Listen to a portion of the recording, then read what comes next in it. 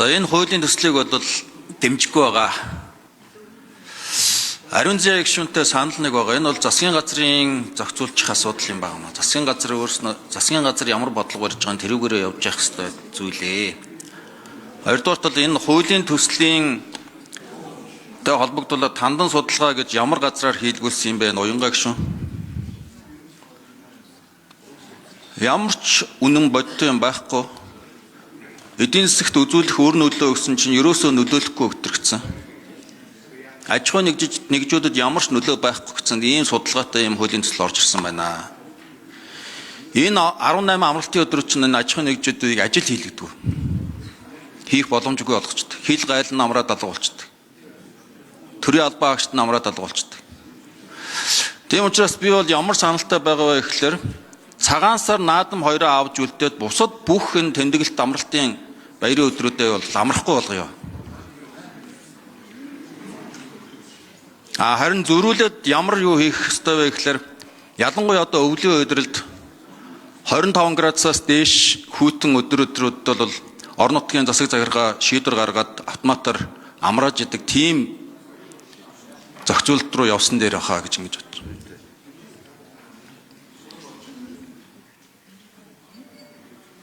Тэгэхгүй одоо ингээд амархаас өөр юм байхгүй.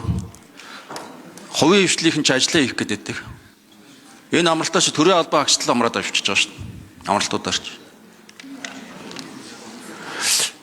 Тэгээд энэ зохицуултыг бол өөрөөр хийх ёстой. Тийм учраас энэ хуулийн төслийг бол дэмжихгүй байгаа. Цаг нь ч биш вэ хэлцэх.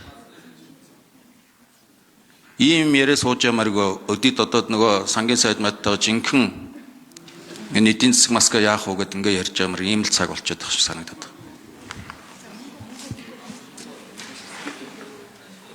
Тэ Эрдэнэ өрн гишүүн зөвл санаачлага зөв шаардлага тавьж байна.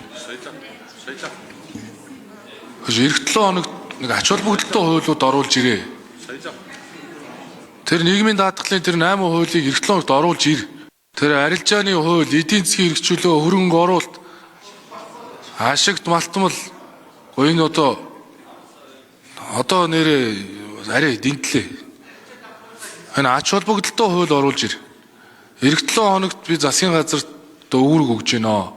Их хурлын төрийн байгуулалтын байнгын хороо засгийн газар чиглэл өгөх тухай тогтоолыг өнөөдөр хэлсэн. Тэр чиглэл дээр наад хөрөнгө оруулалтын хуулиа оруулж ир. Наад давхарцын хяналт шалгалтаа бууруул. Их хурл ач холбогдолтой хуулиуд оруулж ирэлтэй. Тэр эдийн засгийн хэрэгжүүлээ хөрөнгө оруулалтын хууль тэр энэ хоёр сайдаа эх 7 хоногт оруулж ирээ. Хэлцэх асуудалд оруулъя. Тэр нийгмийн даатгалын хууль хаана вэ? Хэдэн 10 жил ярьлаа шүү дээ. 21 оны 10 сарын тэр хувийн нэмэлт тэтгэврийн хууль хэлцэх хэсэг дэмжсэн. Тэрнээс хойш 5 жил болж байна.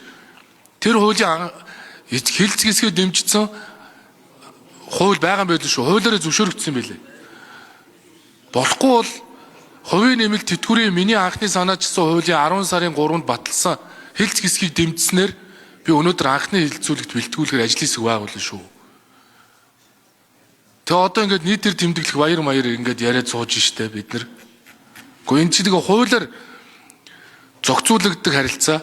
Тэгэхээр энийг өөрчлөхгүйгээр дахиад нөгөө цагаан сар мар шиг юм болчихно гэд их хурлын гишүүд энийг санаачлан буруу биш шүү. Гэхдээ энэ засгийн газрын ажил шүү.